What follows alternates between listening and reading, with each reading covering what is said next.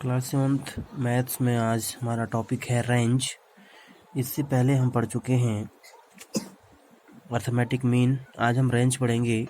Range को हम हिंदी में बोलते हैं प्रास।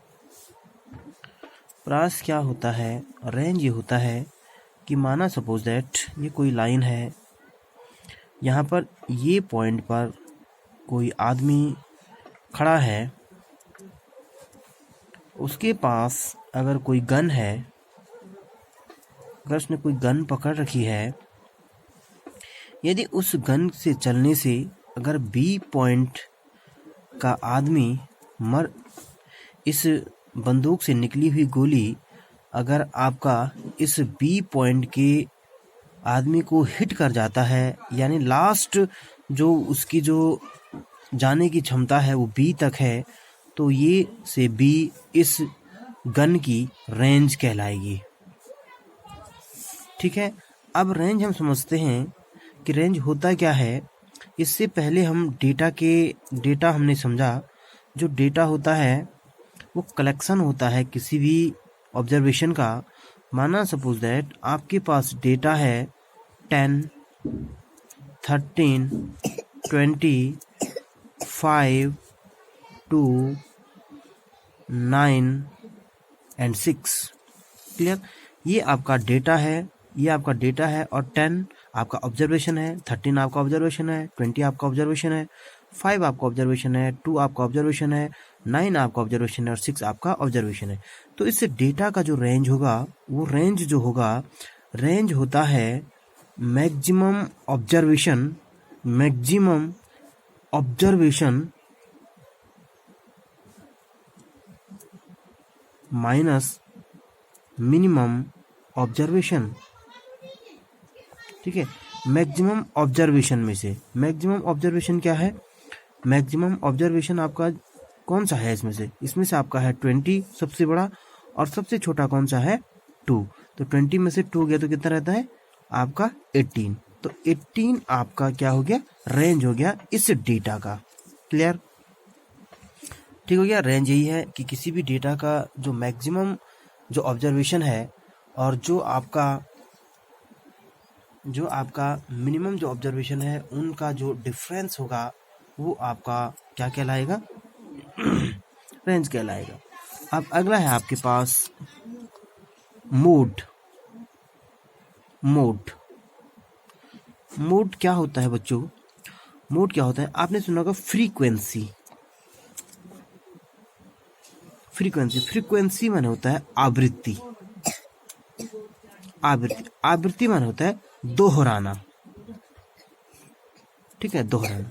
तो किसी भी डेटा में जिसकी सबसे ज्यादा फ्रीक्वेंसी होगी, मोर फ्रीक्वेंसी ऑफ ऑब्जर्वेशन, जिसकी मोर फ्रीक्वेंसी होगी। माना सपोज दैट ये कोई डेटा है। अब डेटा में हमने क्या किया? कोई डेटा हमने लिखा, जैसे हमने लिखा 10, 2, 3, 2, 5, 2, 3 एंड 5। अब इस डेटा का हमने क्या देखना? फ्रीक्वेंसी देखनी है। अब देखिए 10 की फ्रीक्वेंसी कितनी है? 10 कितने टाइम्स रिपीट हो रखा है? 1 टाइम। कितने? 1 टाइम। ठीक हो गया। 2 कितने टाइम रिपीट हुआ है? 1, 2 एंड 3। 3 टाइम्स। क्लियर? और आपका 3 कितने टाइम रिपीट हुआ है? 3 हुआ है 2 टाइम्स। और आपका 5 कितने टाइम्स हुआ है? 5 हुआ है 2 टाइम्स। तो मोड आपका वो होता है, किसी भी डेटा का जो मोड होगा वो होगा कि जो उस डेटा का ऑब्जर्वेशन है वो सबसे ज्यादा टाइम्स आपका जो रिपीट होगा। तो सबसे ज्यादा टाइम आपका 2 है, तो 2 आपका क्या हो जाएगा? मोड हो जाएगा इस डेटा का। क्लियर हो गया? इस डेटा का क्या हो जाएगा? क्योंकि 3 टाइम्स सबसे ज्यादा वही बार है। ठीक है, तो मोड हो गया। अब आपका आता है मीडियन।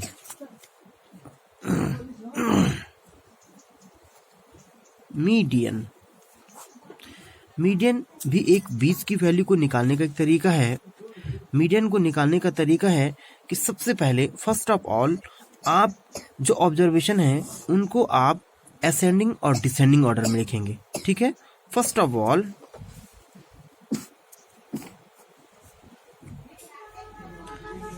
ऑल ऑब्जर्वेशन किस में लिखेंगे आप? ऑर्डर में लिखेंगे, ऑर्डर में लिखेंगे। फर्स्ट ऑफ ऑल हम किस में लिखेंगे ऑर्डर? असेंडिंग और डिसेंडिंग ऑर्डर में लिखेंगे, माने बढ़ते और घटते क्रम में लिखेंगे। या तो आप बढ़ते क्रम में लिखेंगे या तो आप घटते क्रम में लिखेंगे। अब हम एग्जांपल से समझते हैं कि जो मीडियन होता है कि माना सपोज दैट माना हमारे पास क्लास 7th में 5 बॉयज के हाइट है। अब वो हाइट कैसे है? सपोज दैट देखिए, माना पहला बच्चा आपका ये है जिसकी हाइट इतनी है, दूसरा बच्चा आपका ये है जिसकी हाइट इतनी है, तीसरा बच्चा आपका इतना है जिसकी हाइट ये है, चौथा बच्चा आपका ये है जिसकी हाइट ये है, और पांचवा बच्चा आपका ये है जिसकी हाइट आपकी ये है। अब देखिए, अब हाइट के अकॉर्डिंग अगर आप इनको असेंडिंग और डिसेंडिंग ऑर्डर में रखेंगे तो सबसे पहले आप सबसे छोटे को रखेंगे या तो सबसे बड़े को रखेंगे। तो मैं इसको असेंडिंग ऑर्डर में रखना चाह रहा हूं, तो असेंडिंग ऑर्डर में मैं रखूंगा तो सबसे पहले माना इसकी हाइट आपकी 10 सेंटीमीटर है, इसकी आपकी 5 सेंटीमीटर है, इसकी आपकी 20 सेंटीमीटर है, इसकी आपकी 3 सेंटीमीटर है, और इसकी आपकी 7 सेंटीमीटर है। तो अगर हम सबसे पहले इसको अगर हम ऑर्डर के क्रम में रखेंगे तो आप देखेंगे कि सबसे पहले मैं 3 सेंटीमीटर वाले बॉयज को खड़ा करूंगा, फिर उसके बाद मैं 5 सेंटीमीटर वाले बॉयज को खड़ा करूंगा, ठीक है।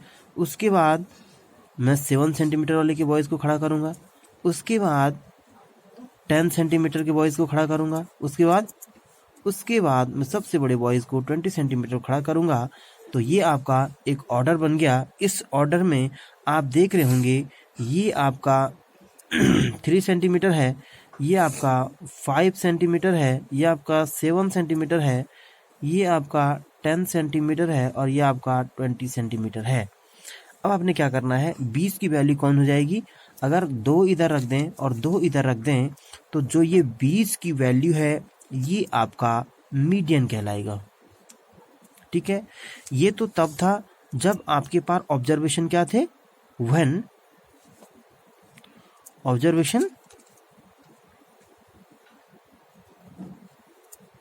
क्या थे? 1 2 3 4 5 ऑड थे, ऑड नंबर थे। अगर आपके पास इवन नंबर होंगे तो क्या हो जाएगा? अब इवन नंबर की कंडीशन देख लेते हैं। माना सपोज दैट हमारे पास इवन नंबर है, इवन नंबर वाली कंडीशन में भी हमको सबसे पहले इसको असेंडिंग और डिसेंडिंग ऑर्डर में रखना है, तो हमने रख दिया।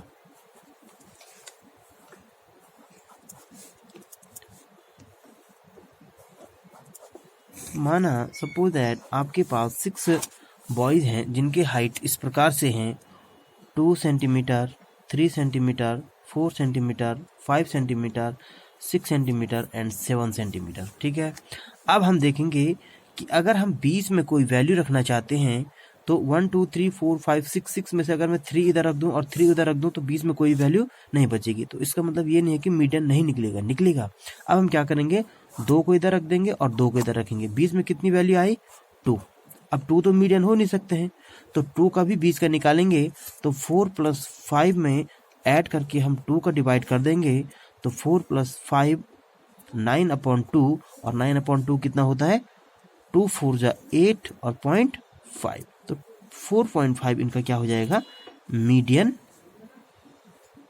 हो जाएगा, ठीक हो गया। तो ये आपके पास रेंज, मोड और मीडियन है। तो मैं आपको कुछ एग्जांपल दे रहा हूँ, आप इन एग्जांपल को सॉल्व करके दिखाएंगे। Find range, mode and median, ठीक है। 2 7 9 1 6 10 7 9 एंड 7, ठीक है।